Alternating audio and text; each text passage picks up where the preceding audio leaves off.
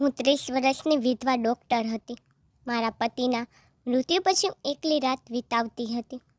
એક રાત્રે ચોર મારા રૂમમાં ઘૂસ્યો અને જ્યારે અવાજ સાંભળીને હું જાગી ગઈ ત્યારે મેં તેને ચોરી કરતા પકડી લીધો. મને એકલી જોઈને તેને મારી સાથે કંઈક એવું કર્યું કે હું આખી રાત ચીસો પાડતી રહી. 30 વર્ષની ઉંમરે હું સંપૂર્ણપણે એકલી હતી, કારણ કે મારા પતિ નેવીમાં કામ કરતા હતા અને તે 2 વર્ષ પહેલાં જ મૃત્યુ પામ્યા હતા અને અમને કોઈ સંતાન નહોતું. તેથી હું એક નાના શહેરમાં એકલી રહેતી હતી. સવારના સમયે હું લોકોની સારવાર કરવા જતી, કારણ કે મારા કાકા એક ડૉક્ટર હતા અને મને પણ આવરી ગયું હતું. પણ કામ પરથી પાછી આવ્યા પછી સમય પસાર કરવો ખૂબ જ મુશ્કેલ બની જતો. મેં વિચાર્યું કે મારે હજુ ઉંમર જ કેટલી છે, તેથી હું ડાન્સ ક્લાસમાં જોડાઈ ગઈ. સારવાર બાદ હું દરરોજ ડાન્સ ક્લાસમાં જતી હતી અને 2 કલાક સુધી ડાન્સ કરતી હતી, જેથી મારો થોડો સમય પણ પસાર થતો હતો. ડાન્સ ક્લાસમાં તે સમયે એક છોકરો આવતો હતો અને મારી સામે જોતો રહેતો. મને સારું લાગતું કે ત્યાં કોઈ છોકરો છે જે મને જોઈ રહ્યો હતો, કારણ કે હવે મારી તરફ જોઈને મારા વખાણ કરી શકે તેવું કોઈ નહોતું. જ્યારે પણ મેં કોઈ ડાન્સ સ્ટેપ ખોટું કર્યું હોય તો તે મારી પાસે આવીને મને કહેતો કે તે કેવી રીતે કરવું. શીખવાડવાના બહાને તે મને હાથ પણ લગાવતો. જો ભૂલથી તેનો હાથ મારા શરીરને સ્પર્શ કરતો તો મને એક વિચિત્ર લાગણી થતી અને તે સમયે મને ખ્યાલ આવતો કે હું કેટલી એકલી છું અને સરકારી નોકરીના કારણે હું કેટલી એકલી રહી ગઈ છું. મારું નામ મોનિકા છે. 24 વર્ષની ઉંમરે મને સરકારી ડૉક્ટરની નોકરી મળી હતી. મારી ખુશીની કોઈ સીમા ન રહી, કારણ કે સરકારી પરીક્ષામાં પાસ થવું એટલું સરળ નહોતું. મારી પોસ્ટિંગ મારા ઘરથી એક દૂર ગામમાં થઈ હતી અને હું પણ મારા આ કામમાં વ્યસ્ત થઈ ગઈ. બસ રાત્રે હું ખૂબ જ એકલતા અનુભવતી હતી. થોડા વર્ષો વીતી ગયા અને મારા મમ્મી પપ્પાને મારા લગ્નની ચિંતા થવા લાગી. હું લગ્ન કરવા માંગતી ન હતી, કારણ કે હું આ નોકરી ક્યારેય ન છોડી શકું. પછી એક ગામમાંથી મારા માટે એક સંબંધ આવ્યો. છોકરો નેવીમાં કામ કરતો હતો અને 6 મહિના તે તેના ઘરે રહેતો અને બાકીનો સમય તે તેની ડ્યુટી પર રહેતો હતો. મને એ સંબંધ પસંદ આવ્યો તો મેં તે છોકરા સાથે લગ્ન કરવાની હા પાડી. તે સમયે મારી ઉંમર 26 વર્ષની થઈ ગઈ હતી.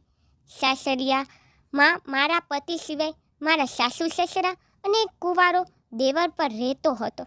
મારો દેવર તેના પિતા સાથે ખેતી કામ કરતો હતો.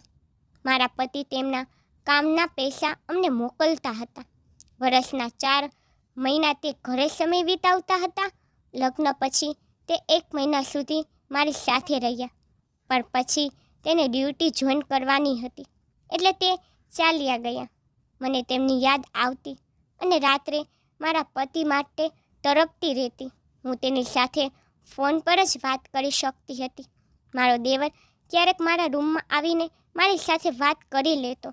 તે મારી જ ઉંમરનો હતો.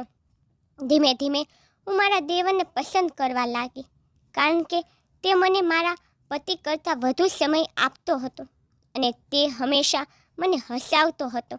પણ મારા સસરાને તે બિલકુલ પસંદ ન હતું કે દેવર મારા રૂમમાં સમય પસાર કરે. તે દિવસથી તેઓ મને ટોરા મારતા હતા, પણ મને તેની પરવા નહોતી, કારણ કે આખરે હું પણ એક સ્ત્રી છું. હું આ રીતે ક્યાં સુધી જીવીશ અને મારા દેવર સાથે કંઈ ખોટો સંબંધ નથી. હું તેને ફક્ત મારો મિત્ર માનું છું. જ્યારે મારા પતિ 8 મહિના પછી ઘરે આવ્યા તો મારા સસરાએ મારા પતિના કાન ભર્યા.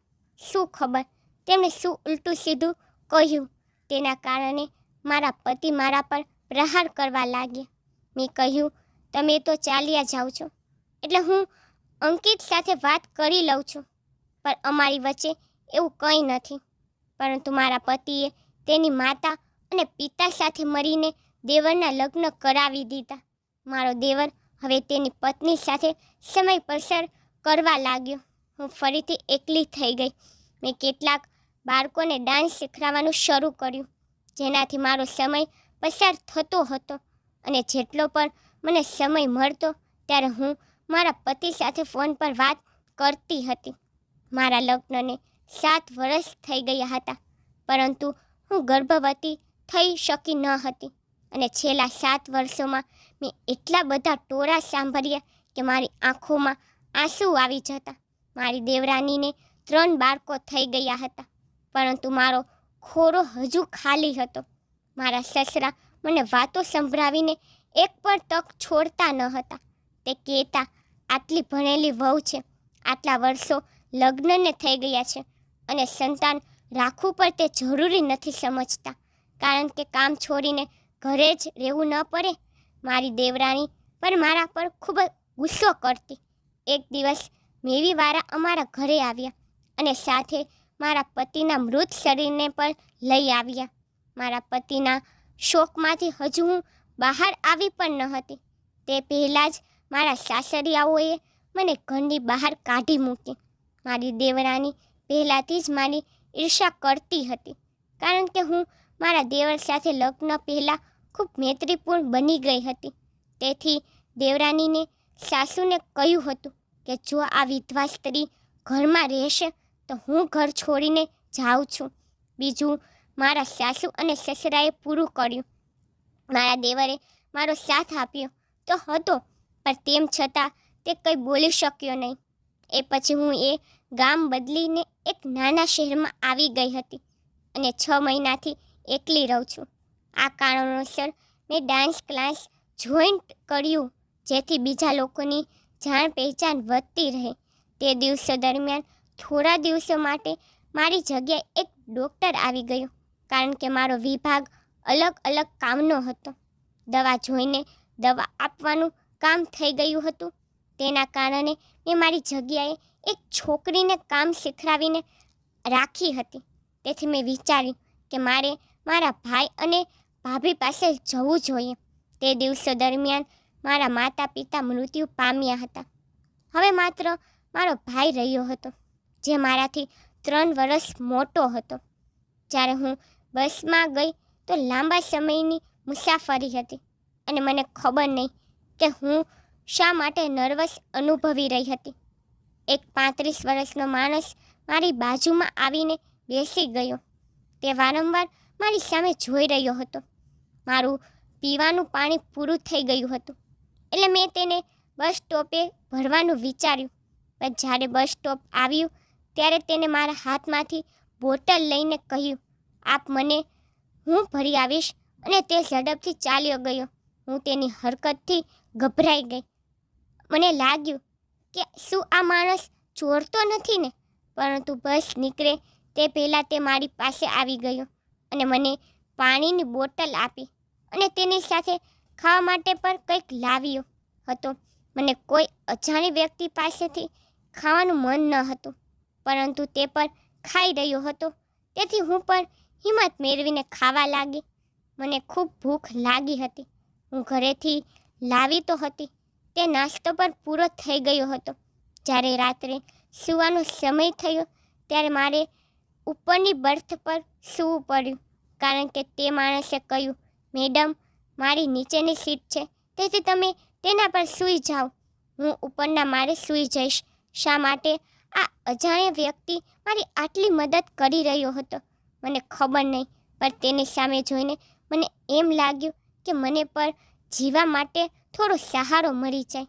તો આવી રીતે એકલી ડરીને મારે બસમાં મુસાફરી કરવાની જરૂર ન પડત, પરંતુ હું તેનો આનંદ માણત. થોડી રાતો ગયા પછી એ માણસ નીચે આવ્યો અને મારી પાસે આવીને બેસી ગયો. મને ઊંઘ એમ પણ નહોતી આવી રહી. હું ઊભી થઈને બેસી ગઈ. આ જોઈને તે માણસે કહ્યું, તમે કેમ જાગી ગયા? તમે ડરો છો કેમ? હું ખરેખર ડરી ગઈ હતી. જ્યારે તે માણસનો હાથ મારા હાથને સ્પર્શ્યો ત્યારે મને વિચિત્ર લાગ્યું અને તે માણસને પણ મને મન થયું, કારણ કે હું એકલી હતી. તે વ્યક્તિ પણ સમજી ગયો હતો. અમે એવું કર્યું જે કોઈ કલ્પના પણ ન કરી શકે. બધા બસમાં હોવા છતાં મેં મારી ઈચ્છા પૂરી કરી. બીજા દિવસે જ્યારે હું ભાઈ અને ભાભીના ઘરે પહોંચી ત્યારે તેમનું મારા પ્રત્યેનું વર્તન બરાબર ન હતું. મારી ભાભીના શબ્દો પરથી મને એવું લાગ્યું કે તે મારા આગમનથી ખુશ નથી, કારણ કે હું વિધવા સ્ત્રી છું અને બોજ પણ છું. તે તેના બાળકોને મારી સાથે રમવા પણ ન દેતી. એક દિવસ ભાભીએ કહ્યું કે તારા આવાથી બાળકો ભણતા નથી અને આખો દિવસ તારી સાથે વાતો અને તોફાન કરે છે. પર ભાઈ અને ભાભીએ મને સીધું જ મારા ચહેરા પર કહ્યું કે તું તારી સંભાળ રાખજે. માતા અને પિતા હવે નથી રહ્યા. હું તો તેમની સાથે થોડા દિવસો માટે રહેવા આવી હતી. હું અહીં કાયમ માટે તો આવી ન હતી અને હું મારા કામ જાતે કરું છું. પણ ખબર નહીં તેઓ શા માટે વાતો સંભળાવી રહ્યા હતા. હું તો આખી રજાઓ કરવા આવી હતી, પર બહુ જલ્દી સામાન પેક કરીને હું ત્યાંથી નીકળી ગઈ, કારણ કે હું તેમના ધબકાથી પરેશાન થઈ ગઈ હતી. ઘરે આવ્યા પછી એક રાત્રે હું સૂતી હતી, પરંતુ ઘરની અંદર કંઈક અવાજ આવવા લાગ્યો, જેના કારણે હું જાગી ગઈ. હું ખૂબ જ ગભરાઈ ગઈ કે આ અવાજ ક્યાંથી આવે છે. જ્યારે મેં ઊભી થઈને ડ્રોઈંગ રૂમની લાઇટ ચાલુ કરી ત્યારે મારી આંખો પહોળી થઈ ગઈ. માસ્ક પહેરેલો એક માણસ મારા ઘરની અંદર હતો. જરૂર કોઈ ચોર હશે જે પોતાનો ચહેરો છુપાવીને આવ્યો છે. શું કરવું તે મને કંઈ સમજાતું નહોતું અને પછી મેં બૂમો પાડવાનું વિચાર્યું, પણ મારા મોંમાંથી કોઈ અવાજ નીકળે તે પહેલાં તે માણસ મારી પાસે આવ્યો અને મને પકડી લીધી અને મારા મોં પર હાથ મૂક્યો. મારું દિલ ખૂબ જ ઝડપથી ધડકવા લાગ્યું. તે માણસે મને ઘેરી લીધી હતી. હું એકલી શું કરી શકતી હતી?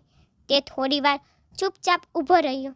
પછી તેને પોતાનો માસ્ક હટાવ્યો તો મારા માથા પર આકાશ આવી ગયું. મારા પગ નીચેથી જમીન નીકળી ગઈ. તે આ ડાન્સ ક્લાસનો એ જ વ્યક્તિ હતો. જરૂર કંઈ પ્લાનિંગ કર્યું હશે, પણ એકલી સ્ત્રી પાસેથી આ લોકોને શું જોઈએ છે? હું કંઈ કહું તે પહેલાં તેને કહ્યું, અમે તારા પતિ મોહનના મિત્રો છીએ. અમે બધા સાથે મળીને કામ કરતા હતા. અમે અહીં એક હેતુ માટે આવ્યા છીએ. તમે ગભરાવો નહીં, હું તમને કોઈ નુકસાન નહીં પહોંચાડું. તેને મને ચા બનાવવા કહ્યું. મારા પતિનું નામ સાંભળીને હું શાંત થઈ ગઈ અને ચા બનાવવા માટે રસોડામાં ચાલી ગઈ. ત્યારે રાતના 2 વાગ્યા હતા. પણ આ માણસ સાચું બોલે છે કે ખોટું, હું આ જ વિચારીને ધ્રુજી રહી હતી. એક ચોર જેવો માણસ રાત્રે 2 વાગ્યે મારા રૂમમાં કેમ આવ્યો, જ્યારે તેને ખબર છે કે હું વિધવા છું? હું ભયથી સંપૂર્ણપણે ધ્રુજતી હતી. પછી મેં નળ ખોલ્યો અને મારા માથા પર પાણી રેડવાનું શરૂ કર્યું. ચા તૈયાર થઈ એટલે હું તેને રૂમમાં લઈને ગઈ. પાણીના કારણે મારું આખું શરીર ભીનું થઈ ગયું હતું. જ્યારે મેં તે માણસને ચા આપી તો તે મારી સામે જોઈ રહ્યો હતો. ગભરાટના કારણે મેં મારા કપડાં પર બદલ્યા નહીં અને બદલાવતી પર કેવી રીતે તે માણસ મારા રૂમમાં બેઠો હતો. પછી તે વ્યક્તિએ કહ્યું કે તમારા પતિએ મરતા પહેલાં અમારી પાસેથી વચન લીધું હતું કે અમે તમારી સંભાળ રાખીશું. તે તમારાથી ખૂબ પ્રેમ કરતા હતા અને અમને તમારા વિશે જણાવતો રહેતો. તમારા પતિની છેલ્લી ઈચ્છા છે કે હું તમારી સાથે લગ્ન કરું. આ સાંભળીને હું ચોંકી ગઈ. આ તે શું કહે છે? લગ્ન કરી લો? મારા પતિની છેલ્લી ઈચ્છા છે? મને એ પણ ખબર નથી કે આ માણસ મારા પતિનો મિત્ર છે કે નહીં, કારણ કે તેને ક્યારેય આ માણસનો ઉલ્લેખ કર્યો ન હતો. હું ત્યાં બેઠી અને મેં કહ્યું કે હું લગ્ન કેવી રીતે કરી શકું, કારણ કે હું મારા પતિથી ખૂબ પ્રેમ કરું છું. તે માણસે કહ્યું, કંઈક વિચારી રહ્યો હતો, એટલે જ અમે 2 વર્ષથી તમારી પાસે આવ્યા નથી. પરંતુ તમારા પતિની છેલ્લી ઈચ્છા મને અંદરથી ખાઈ રહી છે. તેથી મેં તમારી સાથે લગ્ન કરવાનું નક્કી કર્યું, જેથી તેમની આત્માને શાંતિ મળે. હું કંઈ સમજી શકતી ન હતી કે અંતે હું શું કરું. મારા પતિ મૃત્યુ પામતા જ મારા સાસરિયાઓએ પણ મને કાઢી મૂકી હતી. ભાઈ અને ભાભી પર ઈચ્છતા ન હતા કે હું તેમની પાસે જાઉં. હું સાવ એકલી હતી. ખબર નહીં કેમ મેં આ માણસ પર વિશ્વાસ કર્યો અને તેને હા પાડી. તે પછી તે માણસે જે કંઈ કર્યું તેના કારણે હું એકદમ ગભરાઈ ગઈ અને આખી રાત મારી ચીસો નીકળતી રહી. મને ખબર ન હતી કે આ માણસ મારી સાથે. જ્યારે હું સવારે જાગી તો તે માણસ ચાલ્યો ગયો હતો. હું મારી જાતને કોસવા લાગી. મને ખાતરી થઈ ગઈ કે આ માણસ છેતરપિંડીવાળો માણસ હતો અને માત્ર મોકાનો લાભ લેવા આવ્યો હતો. પછી મારી નજર ઘરના કબાટ પર પડી જે ખુલ્લો પડેલો હતો. તેને જોતાની સાથે જ હું ખૂબ જ ગભરાઈ ગઈ અને તરત જ હું કબાટ પાસે ગઈ તો તેનું ફ્લોર પર ખુલ્લું હતું અને તેની અંદર મારા તમામ સોનાના દાગીના અને મારા ડૉક્ટરના કાગળ વગેરે સામાન પડ્યો હતો જે મારા પતિએ 7 વર્ષમાં મારા માટે કર્યું હતું. જ્યારે મારા સાસુ સસરાએ મને ઘરની બહાર ફેંકી દીધી હતી ત્યારે તેઓ દાગીના પાછા માંગી રહ્યા હતા, પરંતુ મેં તેને આપવાનો ઇનકાર કર્યો કારણ કે મારા પતિએ તે મારા માટે બનાવ્યું હતું. મારી આંખમાંથી આંસુ આવી ગયા. હવે હું પોલીસ પાસે પર જઈ શકતી ન હતી. શું કહેતી? મારું જ નામ બદનામ થાત. તે માણસ મને લૂંટીને ચાલ્યો ગયો હતો. એટલામાં જ મને ફોન આવ્યો. જ્યારે મેં કોલ આઈડી પર તેમનું નામ જોયું ત્યારે હું ગભરાઈ ગઈ ને ધ્રુજતા હાથે મેં ફોન ઉપાડ્યો તો ત્યાંથી મારી સાસુ હસતી હતી. તે કહેતા હતા કે તારા હૃદયને પણ શાંતિ થઈ અને મારા હૃદયમાં પણ. હું સમજી ગઈ હતી કે તે માણસને મારી પાસે મારા સાસુ સસરાએ જ મોકલ્યો હતો જેથી તે મારા દાગીના અને મારા ડૉક્ટરના દસ્તાવેજો ચોરી કરી શકે.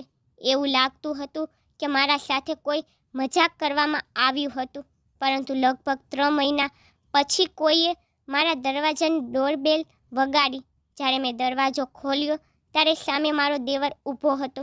મેં કહ્યું, હવે તમે મારી પાસેથી શું લેવા આવ્યા છો? પછી તેને મારા તમામ દાગીના અને ડૉક્ટરના દસ્તાવેજો મને પરત કર્યા. મારો દેવર અંદર આવ્યો અને કહ્યું, ભાભી, મારા મમ્મી પપ્પાએ અને મારી પત્નીએ તમારા ઘરેણાં લેવા માટે આ આખો ગંદો ખેલ કર્યો છે, પરંતુ ખરાબ કામનું પરિણામ હંમેશા ખરાબ જ આવે છે. દાગીનાની ચોરી પછી જ મારી માતા બીમાર પડી અને થોડા દિવસો પછી તેમનું મૃત્યુ થઈ ગયું અને મારી પત્નીએ પણ મારી પાસેથી છૂટાછેડા માંગ્યા. મેં હમણાં જ છૂટાછેડા લીધા છે કારણ કે મારી પત્ની કોલેજમાં એક છોકરાને પ્રેમ કરતી હતી. હું ઈચ્છું છું કે તમે મારી સાથે લગ્ન કરો. હું તમને ખૂબ જ પસંદ કરતો હતો, પણ તમે મારા ભાઈની પત્ની હતા, તેથી મેં તમને ક્યારેય કંઈ કહ્યું નથી અને ઘરની મર્યાદા ક્યારેય પાર ન કરી. પણ હવે જ્યારે તમે પણ એકલા છો અને હું પણ એકલો છું, હવે લગ્ન કરીને એક નવી દુનિયા વસાવીએ. હું મારા દેવરની વાત પર સંમત થઈ અને તેની સાથે લગ્ન કર્યા કારણ કે તે જ હતો જેને મને ક્યારેય દગો આપ્યો ન હતો અને તેની સાથે પ્રેમથી રહું છું અને તેના બાળકો પણ હવે મારી સાથે રહે છે અને હું ખૂબ જ ખુશ છું. મિત્રો, તમને મારી સ્ટોરી પસંદ આવે છે તો લાઈક, શેર, સબસ્ક્રાઈબ કરી નાખજો. તમને મારી સ્ટોરી કેવી લાગી મને કોમેન્ટમાં જરૂરથી કહેજો.